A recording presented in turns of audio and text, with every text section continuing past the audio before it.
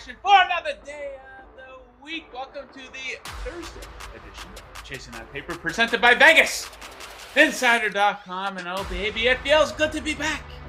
After a little bit of a holiday hiatus, we are back to get you all set up for a Week 17's NFL action. When I was last with you, had a 4-1 performance here with my Week 16 NFL CTP pick. So I'm going to try to bring that same energy into today. Guys, if you're watching on YouTube right now, do me a favor.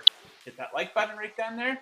Hit that subscribe button right beside it, right beneath it, maybe, depending if you're on desktop or mobile. All right, let's bring in my co-host for today, the second most provocative man in all of sports betting, senior editor over at Betsided, Iain MacMillan. Is that an olive covered shirt, Ian? No, I think it's pink. It's pink. It's a salmon shirt. I'm sporting a new watch that I got for my birthday. I'm styling today, Joe. I got Lululemon pants on. You can't see them, but whoo! I am taking over the title as of the sex symbol of the sports betting world. What do you got? A Timex? It's a Garmin watch, Joe. Oh, Garmin. Okay, very, very nice. Ian, so when you were last with us, Ian, you were reporting from the same location. You're still at your in-laws' place, I take it? How many days you going on at the in-laws' place? I think it's been it's almost a week now. And I'll be back in New York. The next time I'll be on the show, I'll be back in New York, heading back on January 2nd. So I'll be here for New Year's Eve, then I'll be heading back. That's a long stretch to be at your in-laws' place. Absolutely. Okay, we got a lot to get into here, Ian. We'll talk a little bit more about our Christmas breaks in the second half of the program, along with some hot topics in the NFL. But we're going to start things off with Thursday Night Football. This game has all the makings of a game you turn off at halftime. But you think a pretty good betting opportunity here. What's your best bet for tonight's game? Yes, I'm looking at the Cowboys here, Joe. I think they cover this big number. 12.5-point favorites. I got it early in the week at 9.5. But I think as long as you can get this under 2 touchdowns, this is still the play to make, mainly because Malik Willis will be playing for the Titans, and he absolutely sucks, Joe. He's completed only 50.8% of his passes. He has 0 touchdown throws, 3 interceptions. He threw for only 99 yards and 2 interceptions in the Titans game against the Texans last week. Now he has to take on one of the best defenses in the NFL in the Cowboys, and the Titans probably could have ran the ball against this Cowboys team, but it's probably not going to work now because with Malik Willis not giving them any threat through the air, the Cowboys are going to stack the box. So I don't know if it's going to be Derrick Henry running the ball. He's doubtful, or if it's going to be whoever backs him up on the depth chart. But the Cowboys are going to stack the box and slow down this run game. Let's not forget the Cowboys offense has been completely rolling as of late. Over the last 8 games, they're scoring an average of 37.5 points per game, so I have no concern about them covering this big spread. I'll take the Cowboys minus 12.5 on Thursday Night Football. Yeah, I think the wheels have officially fallen off for the Tennessee Titans. Not out of it yet. It's not looking very good for them. Okay, we are on to the weekend. I have a 5-pack of totals for you guys. We're going to start things off with this Bears-Lions game in Detroit. Total of 52. Boom! I am all over the over. In this one, high scores are the absolute norm in Detroit Lions home games. Average combined score of 59.4 in Lions games when playing in Detroit. 7 of their 8 home games have topped this number at 52 points. The Lions offense is absolutely elite when playing at home. They average a league best 32.1 points per game at home. They're second in both yards per play and on third down, while ranking first in the red zone. They got a great opponent to tee off on here. The Bears defense continues to get absolutely destroyed, absolutely obliterated. The last 8 games have seen them allow an average of 32.6 points per game. They are dead last in opponent third down conversion percentage on the season. This is a great spot for Justin Fields to fill the stat sheet. Lions are last in yards allowed per play. They stink on the defensive end as well. You go back to the first game between these teams this season on November 13th. Fields ran for 147, had 2 rushing touchdowns, also threw for 2 TDs, leading the Bears to 30 points in that game. Don't be surprised to see a similar stat line on Sunday. Give me over 52. Bears versus Lions. All right, Ian, your first pick for the weekend action. What are you looking at? Yep, starting off the Sunday slate with the Saints plus 5.5 against the Eagles. I'm addicted to betting on New Orleans, Joe. I think I've bet on them almost every single edition of the show throughout the season. I just can't look past their numbers. Now they're taking on an Eagles team that is Jalen Hurts playing quarterback for them? We don't know. Might be Gardner Minshew, but regardless, that is not the injury that they should be concerned with the most. The injury they should be concerned with the most is Lane Johnson, their offensive tackle, one of the best offensive linemen in all of football. He's done for the rest of the regular season. And that's going to hurt them this week because they're taking on a Saints defense that has the 7th best sack rate this season, sacking their opponent quarterbacks on 7.56% of their dropbacks. And a big reason why I like betting on the Saints is because their statistics are all very good. They were terrible in the turnover department, though, and that cost them a lot of games early in the season, but they seem to have fixed that as of late. Over their last 3 games, they have an average turnover margin of plus 0.7. So they fixed that issue, and I think they're the bet to make. I'll take them to cover the spread. That's 5.5-point underdogs against the Eagles. All right, next up, we got the Battle of the Birds. Caw-caw! Like that, Ian? The Battle of the Birds Love in it. Atlanta. Love it. Ian's Atlanta Falcons playing host to the Cardinals. Sexy matchup here. Not really. Total of 42.5. Give me the under. And this one, both of these offenses really struggling. Check out the last 3 games for each of them. 14.7 points per game versus 14.3 points per game. Colt McCoy expected to get the start here for Arizona. His last 3 times out, they scored 15, 13, and 10 points. Desmond Ridder expected to be back under center for the Falcons. 18 and 9 points scored in his 2 starts here this season. 4.8 and 4.6 yards per play in those games. Those are league worst levels.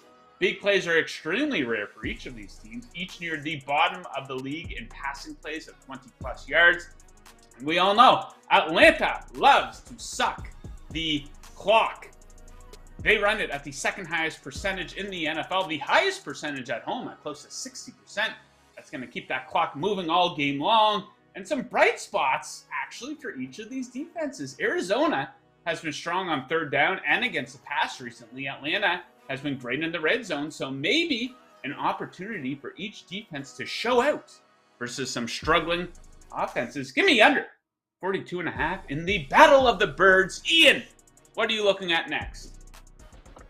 Well, I've already laid a big number on a team already in this show. I'll do it again with Sunday's AFC West matchup between the Chiefs and the Broncos. I will take the Chiefs minus 12.5, mainly because this Broncos organization is an absolute disaster. Russell Wilson benched for Brett Rippey last week. They're yelling at each other on the sidelines. Their head coach got fired this week. Their defense is all but given up. It's a disaster. So I'll go ahead and back the Chiefs to cover this big number here because now this Broncos team is a dumpster fire. Now they need to take on the best offense in the NFL. The Chiefs lead the NFL in yards per play and several other offensive statistics. And the one bright spot for the Broncos basically all season, the only thing that kept them in games was their defense. But now their defense looks like they've all but given up. They made Baker Mayfield look like a Pro Bowler last week. It was disgusting. One of the most embarrassing performances of all time. It's bad when Patrick Starr commentates an interception and chirps you, and then it leads to you being benched for Brett Rippey. And it's a disaster in Denver. I think Chiefs win this game big. They're up 27-0 last time they played against them, and then let them come back for a backdoor cover. Don't think it's going to happen this time around. Give me Chiefs minus 12.5. All right, next up, a game that has the potential to be the most boring game of the season. We got the Cleveland Browns in Washington to take on the Dinky Commanders. This game has a total of 40.5 points. Give me the under in this one. So the Browns, they give Deshaun Watson all that money, trade all these draft picks for him. The return has not been good so far. 4 starts for Watson, 9.75 points per game for the Browns offense with Watson at quarterback. You can't blame rust anymore, people. Specific to the last 3 games, they are 2nd last in yards per play and in the red zone. Watson has more interceptions and touchdown passes on the season.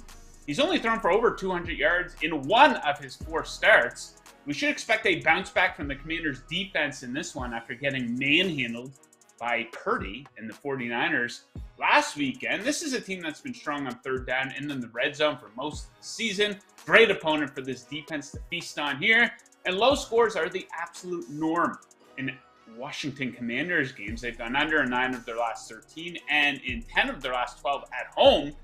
10 of their last 13 games this season have failed to cross 40 points, 33 or fewer points in 3 straight for the Browns. What a beautiful pairing here with Carson Wentz making his return. By the way, Carson Wentz's last 4 starts, 12, 17, 10, and 8 points scored by the dinky Washington Commanders. Give me the under in this one. Ian, what are you looking at next?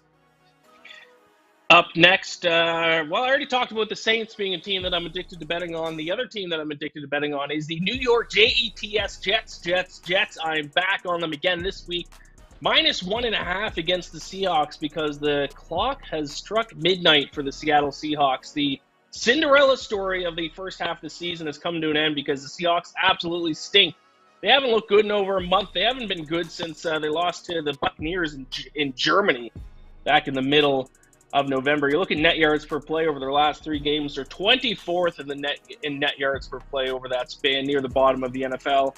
And now they're taking on who I keep on saying is one of the best defenses in the NFL, if not the single best. I say it every week. We got to respect this Jets defense. 3rd in the NFL in opponent yards per play, 4th in opponent points per game. Now, unfortunately, the past couple weeks I've been forced to bet on Zach Wilson, but that's no longer the case. He's gone. Mike MVP White is back, baby. Give me the Jets -1.5 in Seattle. White. Give me a break with this Mike White horse shit. Next up, we move on. We got the Panthers and the Bucks. What a weird game. 2 teams with a losing records playing in a very meaningful game this late in the season. This is a rare situation for the NFL. Total for this one set at 40.5. Which direction do you think I'm going? Give me the under. God damn it. So we all know that the Bucks have been a tremendous fade against the spread this season. They've also been a fantastic under bet. They've gone under in 11 of their last 15 games now, average combined score of 38 points. Their defense is still pretty good, top 6 in yards per play allowed and on third down. We should expect a lot of punting in this game. Carolina is 31st in third down conversion percentage on the season. They'll struggle to extend drives versus this Bucs defense. Tampa Bay is 21st on third down for the season, but they're getting worse, converting on just 31% of third down attempts over their last 3 games. That's bad enough for 26 in the span. And you look back at their game in Week 7, they combined for just 24 points. They combined to convert on just 25% of third down attempts. Just 2 total visits to the red zone combined. 0 turnovers, not a lot of penalties, so nothing out of the ordinary really held those offenses back. Just dog shit offenses versus rock solid defense. Let's hope we see a repeat here on Sunday. Give me the under for Panthers versus Bucks. All right, Ian, your final pick of the program today. What are we looking at? Final pick, looking at the Packers and Vikings pivotal game in the NFC North, and I will take the Packers -3.5 here because Aaron Rodgers gets to tee off against one of the worst secondaries in the NFL heading into this week. The Vikings rank 31st in opponent yards per pass attempt, giving up 7.5 yards per throw. I know Christian Watson is questionable, but if he does play, that's going to be huge because he has turned into Aaron Rodgers' favorite weapon on offense. He's had a fantastic stretch of about the past 6 or 7 games here. And much like the Saints that I talked about earlier, the Packers' early season issues, a lot of it had to do with turnovers. But they have fixed that issue, plus 1.7 turnover differential in their last 3 games. That is the second best mark in the NFL in that stretch. Also, the Packers are much, much, much better at home. They're 13th in net yards per play at home this season at plus 0.3. The Vikings, one of the worst road teams in the NFL, statistically at least, 30th in net yards per play on the road at minus 0.9. So big home field advantage for Green Bay here. I'll take the Packers -3.5 against the Vikings. All right, we wrap things up with Sunday Night Football. We got the Steelers versus the Ravens. Lowest total of the week, 35.5. Well, guess what? It's not low enough, motherfuckers. Give me the under in this one because we're seeing rock bottom scoring in Baltimore Ravens games. 5 of their last 6 games failed to cross 30 points. 3 of those 6 actually failed to cross 20 points. And we should show this Baltimore defense some goddamn respect. They're not getting the credit they deserve. Going back to November 7th, the span of 7 games, they've held 6 of 7 opponents to an insane 14 points or less. They have the second best third down defense in all of the NFL. They've been great in the red zone and against the run and have the 5th most sacks in the NFL. The Steelers' defense is trending in the right direction as well. They haven't allowed more than 17 points in 5 straight games. This matches up well with the Ravens' offense that hasn't topped 17 points in 5 of its last 6. Pittsburgh barely managed to score 13 points on their home field versus a bad Raiders defense last week. And they enter this game ranked 28th in yards per play. Give me the under on Sunday Night Football. And oh man, ripping through them today. Yeah, so we're doing the our pick show for the big NFL show because we have no show tomorrow. It is the holidays and we are still fully taking advantage of that, but we didn't want to leave you guys hanging.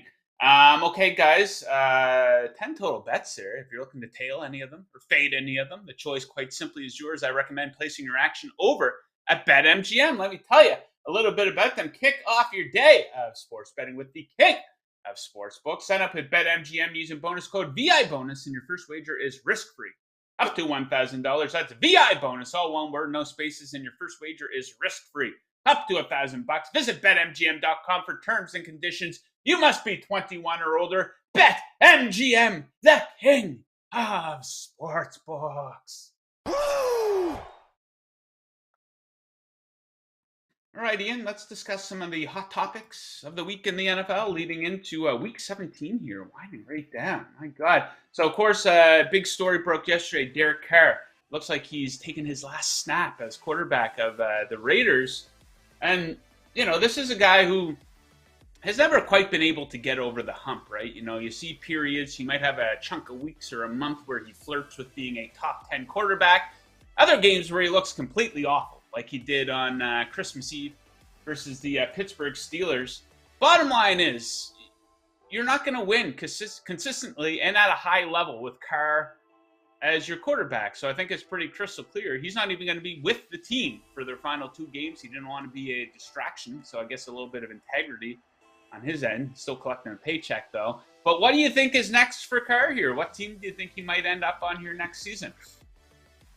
I don't know. He definitely will still get another shot at being a starting quarterback. He's showing too many flashes of being a good quarterback. How about the Indianapolis Colts? A lot of whispers going around with them drafting a quarterback. But, hey, maybe they draft a guy but bring Derek Carr in to be kind of the bridge guy.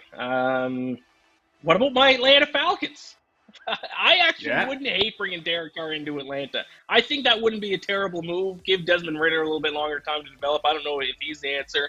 But that might be interesting, too. There's certainly some teams out there that could use Carr. Carr, you're going to have stability with Carr at quarterback. Yes. He's a top 20 quarterback. Obviously, he should get a chance to start again in the NFL, and we do see it. Sometimes a guy just needs a change of scenery. So, yeah, there's going to be plenty of jobs available. The New York Jets, Mike White, he's not locked up with the team going into next. Who knows how Mike White will do these next 2 weeks, but the Jets might be a situation. The Carolina Panthers, everyone kind of figured they were just going to tank and get one of these top 3 quarterbacks in the draft. But the draft was today. They'd be picking 8th, so they might be out of a position to take a quarterback. So we'll see how Sam Darnold closes out the season for them. Yeah, there won't be any shortage of opportunities for Derek Carr. But yeah, the Raiders, they're in a spot right now. If the season ended today, they'd be drafting 9th. And I think it's fair to say they're not going to try to win these next 2 games. So they'll probably be drafting 6th or 7th. So they might be in a position to take one of these top 3 quarterbacks. Who knows what the Seahawks are going to do. I think the Seahawks will be taking a quarterback. Geno Smith, last couple of weeks has not gone very well for him. But yeah, it should be interesting to see what the Raiders do. Of course, Jimmy Garoppolo, Tom Brady, they're going to be linked to the Raiders because of their head coach. So the quarterback carousel this offseason should be a very interesting one. Okay, Ian, it is now time. I can't avoid the topic, but we must discuss my Miami Dolphins. You see the helmet behind me on the wall. So it's been a rough stretch. It's been a rough 4 weeks, and the wheels are about this close to falling off here. 4 straight losses. It looked like they were a shoo-in to get into the playoffs. Now, if the season ended today, they would get in. They have the 7th seed right now.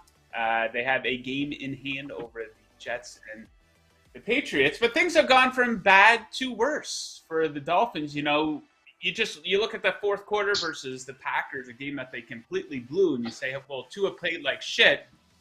Well, he has a pretty legitimate excuse. What appears to be his 3rd concussion of the year. He might not play again this season. He definitely won't be playing at the Patriots here. But the 4 straight losses have been clinging to a playoff spot. So let me ask you first, do you think the Dolphins still get into the playoffs here with the Patriots and Jets on deck? Yes, I do, because Teddy Bridgewater, I think, is one of the better backup quarterbacks in the NFL. Teddy covers. Remember when we called him that? One of the best ATS records amongst all quarterbacks in the NFL. So I actually don't think he's a massive downgrade. I think he is a downgrade for Tua for sure, but I still think he's good enough to beat the Patriots this week. If they don't beat the Patriots, though, the Jets, my Jets, Jets might give you a little bit of an issue in Week 18. But I do think they win this week. I think they upset the Patriots. Does that clinch them a playoff spot? Because if it does, then, yeah, they're going to be all right. Yeah, if they win and the Jets lose, that would clinch. But it would go a long way towards clinching if they do pick up the W here. The second part of this is the whole Tua equation. And, you know, we've kicked around the Dolphins. You talked me off the ledge before. The highs have been very high with the Miami Dolphins. You're tuning into these shows on ESPN when the Dolphins are rolling above in the top 5 of their power rankings. People saying Tua's a top 3 MVP candidate. But the lows of being a Miami Dolphins fan are extremely low. And we got a long way to go until we figure out this Tua situation. Who knows? The thing that's annoying to me, though, Ian, is all the Twitter doctors out there. Like, it seems like most people would be so satisfied if Tua decided to hold a press conference this afternoon to say that he was retiring from the NFL. People who don't know what the hell they are talking about are almost demanding that, you know, this guy never plays another game again in his career. Sure, he needs some time off. If a doctor comes out and says, yes, Tua, you know, should take some time off or maybe not play football again, I'll listen to that guy. I'm not listening to all these people who don't know what the hell they're talking about. So what do you make of all the chatter around Tua? Like, it's hard to come up with a prediction of, yeah, Tua's going to be back in 2 weeks or he'll return. We don't know. And that's the annoying thing about it. Yeah, all the people saying that he should retire, I think, is pretty stupid. I think that's a little bit of a moral brownie point stance. People like to say things like that just so they can get some likes and make themselves feel good and look like they're like the moral leader of the NFL. But no, maybe he should miss the rest of the season. An off season should be enough to recover from these kinds of injuries. But Joe, you with the Dolphins, man, have you ever heard the term growing pains?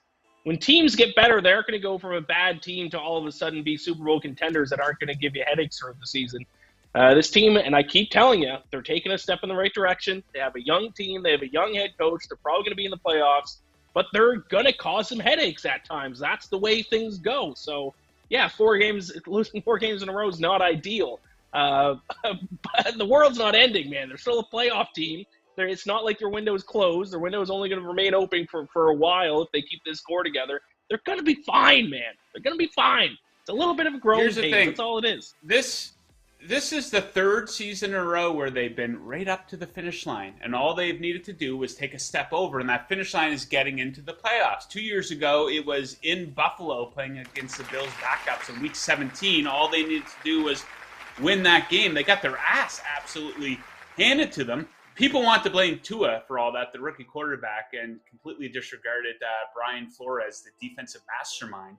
His defense got lit up by a bunch of backups. Same thing happened in Week 17 last season in Tennessee. They go in, they needed a win, they go get into the playoffs. Tua played like shit. The defense played like shit too. Everyone wanted to give Brian Flores a pass for that. But here they are once again, still 2 games. They can still make it. I'm not giving up on this team by any means. It's just what I thought. It's exhausting. The swings, the highs, and the lows. The lows are so low. The lows are so dark. With Tua getting concussed and stuff, it's complete insanity. But hopefully this time next week we're talking about the Dolphins locking up a playoff spot. I would love to see it. Moving on to a team that you picked. I was kind of surprised you picked them. Probably has a lot to do with their competition, the Green Bay Packers. 3-0. Are they going to run the table? Are you taking this team seriously? Do you think they can at least get into the playoffs? Yes, I think they will, because I think they have their final 2 home games against 2 teams that I think are fraudulent, the Vikings and a little bit with the Lions. We saw the true color of the Lions last week. It's going to be hard to win games this late in the season with the worst defense in the NFL. Aaron Rodgers gets to go against arguably the 2 worst defenses in the NFL at home in his last 2 games. And then all he needs is for the Commanders to lose 1 game or the Giants to lose both. And the Commanders are only slight favorites against the Browns, so that could be a loss right there. And then they take on the Cowboys in the final weeks. And depending on the result of the Saints-Eagles game, the Cowboys might have a lot to play for in that game. So what looked like was going to be a game where the Cowboys might be sitting their starters might not be the case. They might be taking on a full-strength Cowboys team if the division is still up for grabs. So the Commanders lose one of those 2 games. Packers beat 2 bad defenses at home in Green Bay the last 2 weeks. I think the Packers get in. I bet on them to do it. I think it was like plus 190 earlier this week.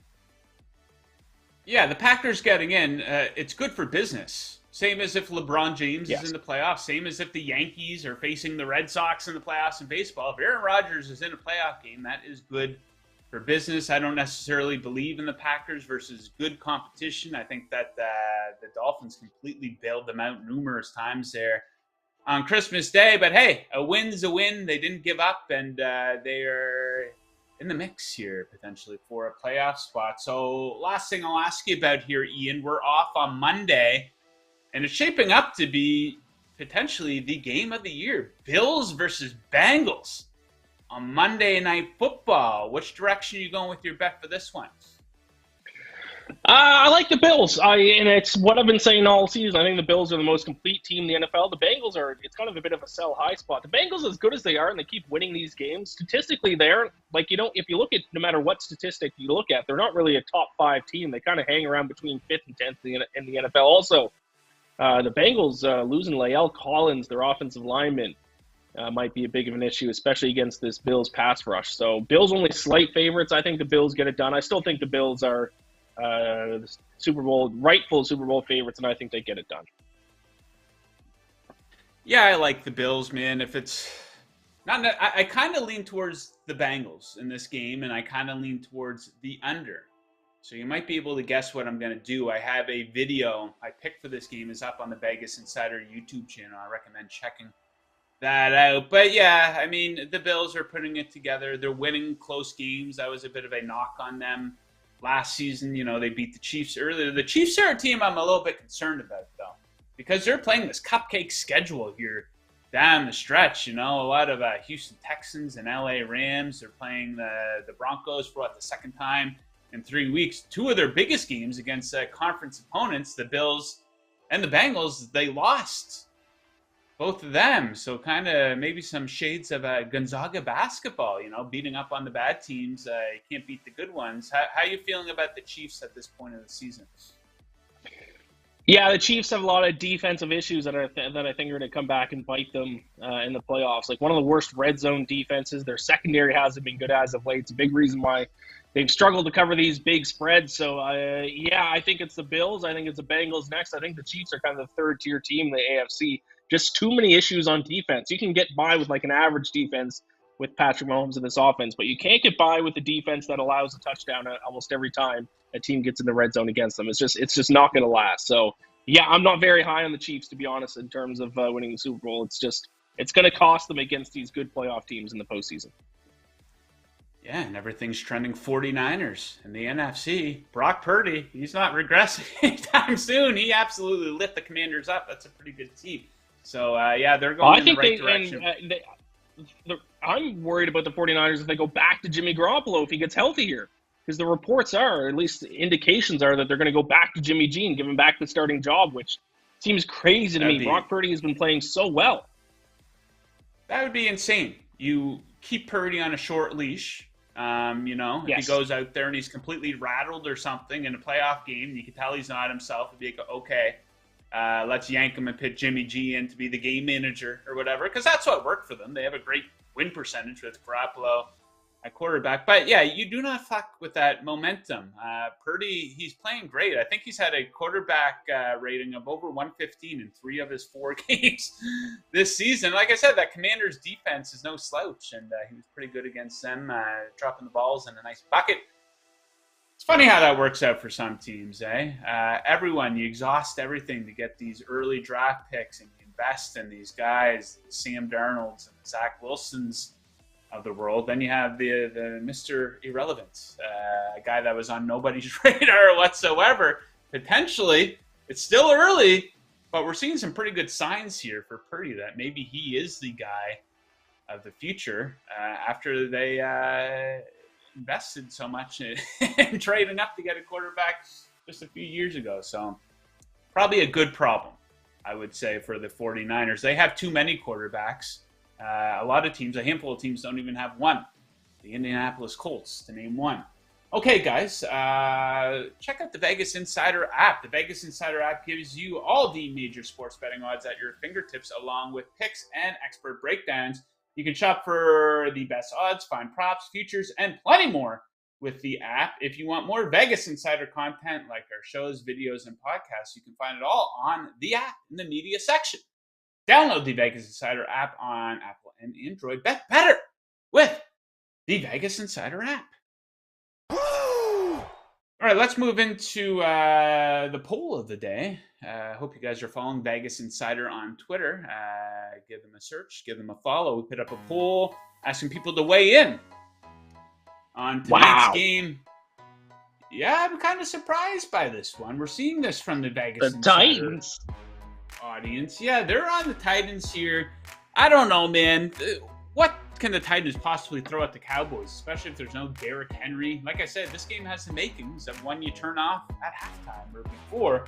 Interesting stat, though, I got here from the Action Network. Evan Abrams, who was on the show before, in his article, in the past 20 years, double-digit home underdogs at night are 5-18 straight up, but 18-5 against the spread, covering 5 in a row dating back to 2019. Who knows? Maybe we see a garbage time situation where the Titans score one in the final minute or something like that.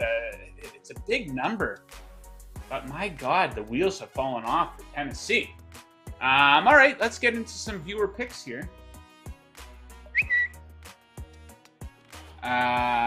B9SS. He is on the Rockets plus 10.5. They've looked great their last couple of games, and the Mavs have been terrible against the spread. Sportsbooks are trying to cash in on the Luka hype at the moment, too. I don't know about that last sentence about sportsbooks trying to cash in on the Luka hype. That said, yeah, the Mavs have been off against the spread. So, yeah, I could see the Rockets coming out and giving them a game here and keeping this one tight. All right, what do we have next? Schreckengost. He's on the Caps, -1. So that's a split money line, puck line pick. So you get a push, essentially, if they only win by 1. Washington, 10-1 in their last 11 games. Analytics darling at the moment. Ottawa lost 3 of 4. Below average from an analytics perspective in that stretch. Capitals 8-2 in the last 10 meetings. They've owned Ottawa. And Kemper in net. In Stanley Cup form, apparently looking pretty good here over the last month. All right, good luck to Nathan with that one. All right, what do we have next? George M99 on a bit of a juicy one, but hey, could be free money. Blues in regulation, -170 versus Chicago. The Hawks are 0-8-1 against the Central Division and have Mrazek 2-9-1 in net. Look at the Blues to break their 3-game skid versus this dog pile. Yeah, the Blackhawks just in a never-ending rebuild here. Seems like these rebuilds in hockey take forever. The Coyotes and Sabres have been rebuilding forever. Sabres are looking better, but... All right, I think 1 or 2 more, maybe? Yeah, 1 pick for me in the NBA here today, guys. I like the Thunder +1. They're in Charlotte playing the Hornets, and the Hornets are awful. They absolutely stink. They are last in EFG percentage and second last in opponent EFG percentage over the last 10. They're also allowing the most free throw attempts per game. They're getting killed from three-point land. They suck on both ends of the court. So give me the better team who's on a good stretch versus some decent competition here. Thunder obviously flawed, but I would describe them as a good bad team. So they're much better than the Hornets. So give me the Thunder +1. All right, Ian, how did the Christmas holiday go? So something we discussed leading into your holiday. You're spending the first Christmas with your in-laws, and we discussed that awkwardness of when you're exchanging gifts with the in-laws for the first time, and everyone's kind of sitting around in their pajamas. Maybe it's early in the morning. So how did that go? It all went well, Joe. Lots of wine drank, lots of Baileys drank the past few days. Going to take a little bit of a dry January, I think, after the past week or so, and then the next few days coming up with New Year's Eve. So you just got to add wine to the mix, and everything turns out okay, Joe. Is it a big family there? It's just what are we looking at? Is there a brother you're being forced to bond with or anything like that? Or no? Oh, you got it easy then. That's not bad. Still, you're up to a week at the in-laws' place, Ian. That's pretty long. You're the comfort of your own place, I'm sure, right? Yes. Ian's not going to say too much because they're probably right directly across the wall next to him. So he's being polite. Yes. So good for Ian. Yeah, we don't want to put Ian on the spot too bad, but we got to ask you here, Ian. This is the final show of 2022. I should say thank you very much to all the viewers who've supported us during our run since the start of September. We appreciate you guys very much. We're building the audience slowly but surely every day here, so we appreciate you guys, and we wish you guys all the best in 2023. But do you have any New Year's resolutions, or are you not a New Year's resolutions person? No, I don't really have any New Year's resolutions. I'd like to run 10 different races. I'm getting into running, Joe. I've talked about this in the past. I ran my first race there a couple months ago, or in last month, or earlier this month. I'm gonna run 10 official New York races in 2023. That is my New Year's resolution. I signed up for. I got a 10K. I'm doing February 5th, so that's gonna be the first of 10 this year. That's my New Year's resolution. How about that? That's pretty good, Ian. My New Year's resolution, I'm not really big on New Year's resolutions, but I want to read more books in 2023. I used to read all the time. I used to be into like true crime and sports biographies and stuff like that. But when primetime football ends, that's 3 nights, Sunday night, Monday night, and Thursday night, where I'm not going to have a whole lot going on. So just something nice and easy. It's a good habit. It's very relaxing. So have you been eating like shit and just treating your body like a dumpster here over the past week or what? Yeah, it's truly been disgusting. So I think I need a dry January. I think I need a little January diet. I got to buckle down in January. Because right now, if I were to try to run the 10K that I'm supposed to run in February, I'd make it about 10 meters, and I think I'd collapse. So I got to bunker down here. I've been truly just a dumpster of just garbage the past couple weeks. Yeah, I've been off the gym. I had Tim Hortons breakfast this morning. It's not good. Oh, we're at a pretty low point. That is rough. Breakfast. Tim Hortons, if you're gonna have like a coffee and a donut, the donuts are good. The coffee's okay, but you don't want to get involved with that. That's like 2 steps down, 3 steps down from McDonald's, which is all right, like the Egg McMuffin, but Tim Hortons, that's rough. Any fellow Canadians, or I think they got Tim Hortons in New England and New York. Damn! Yeah. I think it's time to retire the damn sound effect too, Tito. I don't know if New Year's resolution should be adding a few more sound effects. I think so. I think it's about when he drops it too. It doesn't totally make sense. Okay, we're about to wrap up, guys, but not before I tell you about today's handicapper heat check presented by VegasInsider.com, your home for the best expert picks in the business since 1997. Today's featured expert is Will Rogers, who hit 6 straight bowl winners and is 10-2 in his last 12 NFL side plays. ASA is also a perfect 3-0 in bowl season yesterday, and Scott Pritchard is 7-1 in his last 8 NFL picks. Visit VegasInsider.com/picks for today's bowl best bets and Thursday night football action. That's your handicapper heat check. Stay hot, bettors. All right, Ian, before we send you on your way, any words of inspiration for the audience as we go into 2023 here? No, gamble more, worry less. How's that for some words of inspiration? Yeah, my words of inspiration would be don't take any guff off anybody, and be true to yourself. And be honest with other people. Stop making excuses for stuff. If someone asks you to do something and you don't want to do it just because you don't want to, don't make up some crazy excuse. Just say, I don't feel like it tonight. And you'll feel much better. Don't lie to your friends. Great advice. I hate these people. I shouldn't say I hate. I have so many friends where you'll message them and, hey, man, gonna get together and watch the game tonight, or gonna go out and do this.